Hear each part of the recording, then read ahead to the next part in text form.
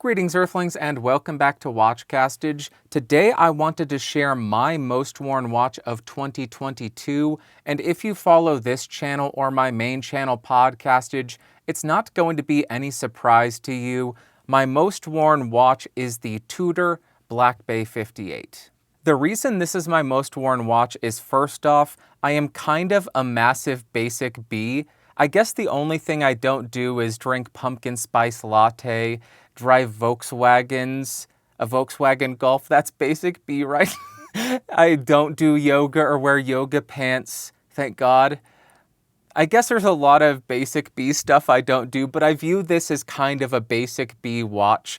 I classify it as the pumpkin spice latte of watches because it does have an autumn vibe to it. It looks a bit like autumn, but also the type of people who are into pumpkin spice lattes, I could see them wearing this watch.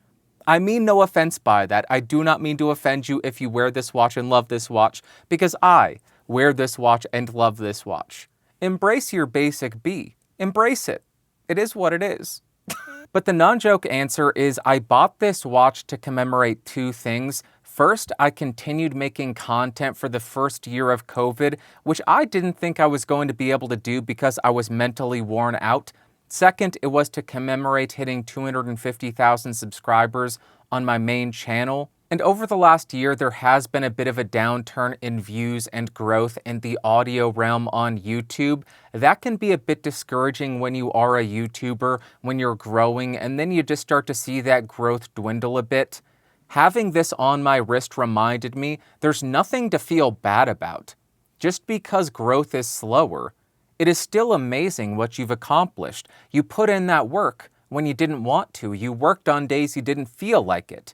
You put in that work and you grew a channel to over 300,000 subscribers now. So by having this on my wrist and being able to look down and remember why I have this watch, it kind of reminded me, hey, cool your jets, man. You need to calm down. There's nothing to worry about. Why are you stressing out about a couple of analytics on YouTube? So it's a very woo-woo kind of whatever mental health thing, but that's why I enjoy this watch so much. It's why I wore it. I wore it over 200 days, so about a third of the year, this watch was on my wrist, and I absolutely love it. And the third reason is over the last year, I have been struggling with this idea of overconsumption, whether it be promoting overconsumption through making review videos, or whether it be actually overconsuming. And when you overconsume, you end up having way too much stuff. So for a couple of months, I put everything away and just left one watch on my dresser. That watch was the Black Bay 58. I do understand the hypocrisy or maybe the irony in the fact that I was struggling with overconsumption, and to combat that, I was wearing a luxury watch. I get that. But it was stopping me from having this constant desire, oh, I just put on this new watch that I bought. I like it except for this one thing.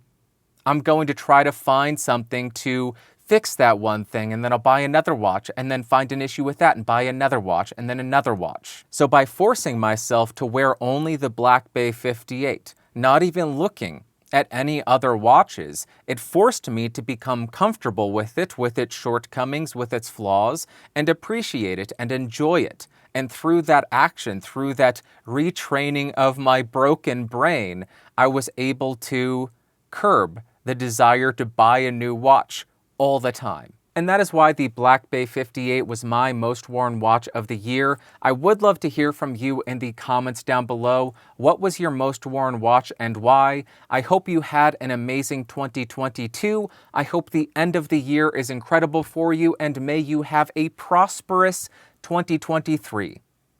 I'm experimenting with a lavalier microphone. Now that all the watch people are gone, I'm experimenting with a lav microphone running through a little micro audio interface because I'm still trying to sort this stuff out. Let me know what you think of it. I know it's going to sound way too roomy because it's far away and there's a hard surface right in front of me. It's just going to be a reflective nightmare. I may have even clipped to how embarrassing.